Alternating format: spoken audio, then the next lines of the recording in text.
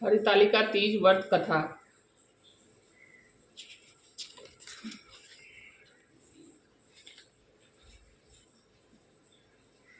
एक व्रत जो सौवर्ण छिपने योग्य है, लेकिन तुम्हारे प्रेम की वजह होकर मैं बतलाता हूँ। शिव जी ने कहा, भारतवर्ष में जैसे नक्षत्र, चंद्रमा, ग्रह एवं सूर्य, वन आदि देवताओं, विष्णु तथा वेदों में सर्वस्व कहा गया है, उसी तरह तुमने पार्वती जी ने पूछा, हे नाथ, मैंने क्या ऐसा व्रत किया, ये सब कुछ मुख सुनना चाहती हूँ। उत्तर की एक रमणीय पर्वत शीत नामक पर्वत पे नाना प्रकार के पक्षी, अनेक प्रकार के पशु उपसर निवास करते थे। वहां पे गंधर्व, बहुत देवता, शीत चरण वृक्ष और अधिक लोग पर्वत पे बैठा करते थे। वहां की घर में रह के तुमने सदा सुनाई, हे पार्वती, तुमने बाल्यावस्था में उसी पर्वत की तपस्या की तथा 12 वर्षों तक तुमने उल्टी टांग कर केवल धुआं पिया है। 64 वर्षों तक सूखे पत्ते खाकर माघ मास में तुम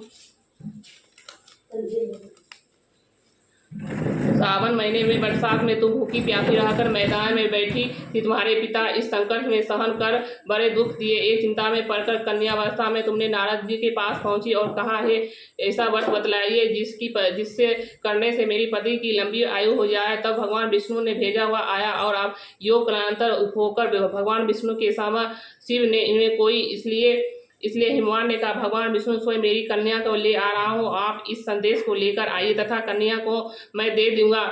हिमवान ने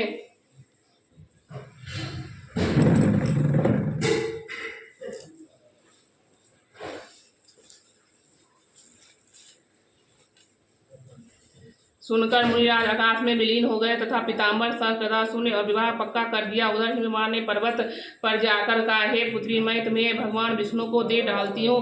तब पिता की बात सुनकर उत्तर दिया, हे सखी, घर तुम चली गई तथा प्रकार विलाप करने लगी। सखी बोली, क्या तुम इतने दुख के कारण बतलाओ, तुम्हें मैं कुछ इच्छा योग संपन्न करती हूँ, कुछ चेष्टा करूंगी। इसके समय में पार्वती जी बोली, मेरी जो भी इच्छा या अभिलाषा है वह तुम्हें मैं बतलाती हूँ। चलो, मैं एक वचन देती हूँ। पिता ने कहा, ऐसी सलाह पर मेरी पुत्री कौन ले गया पता नहीं।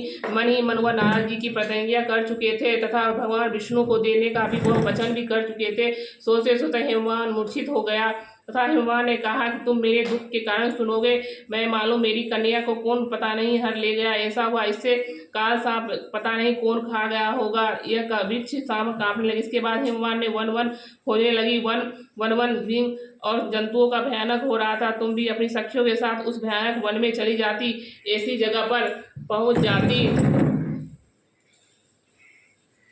जहां रमणीय तट और बड़ी सी कंदरा थी। तुमने वहां पर आश्रम में भात पक्ष पक्ष की तृतीया तिथि के दिन तुमने मेरा विवन पूजा किया था और रात भर तुमने तत्काल स्थल पहुंचा। इसलिए सखिया के पास रहती थी। वहां पहुंचकर मैंने तुमसे कहा तो उस पर प्रसन्न होकर बोला, क्या चाहते हो? तुमने कहा, मेरी देवता यदि तुम पर प्रसन्न है तो मेरे पति बने। सखियों के साथ वह महाव्रत का पालन किया और हिमवान ने तब जाकर तुम्हें वहां खोजते खोजते दिशाओं के पास पहुंचा और तुम व्याकुल हो उठी। इसी आश्रम के समीप तुम गिर पड़ी थी।